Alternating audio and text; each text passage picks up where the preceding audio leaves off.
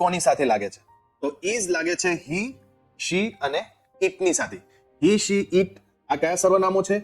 એને મેં સમજાવ્યું છે પાર્ટ 2 અને પાર્ટ 3 માં.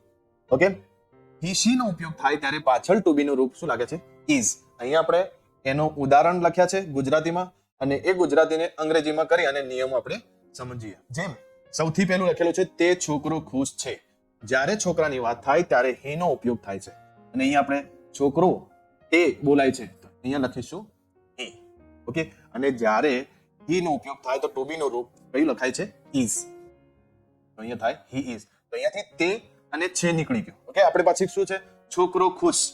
તો હી ઇઝ પહેલી ક્રિયા લખાય છે હી ઇઝ હેપી અને પાછળ નાઉન છોકરો. He is happy boy. હવે મેં હાલ જ મેં તમને સમજાયો કે જેની ગણતરી થઈ શકતી હોય એની આગળ આર્ટિકલનો ઉપયોગ થાય. બરાબર? તો અહીંયા he is a happy boy આ રીતે આપણે લખીશું.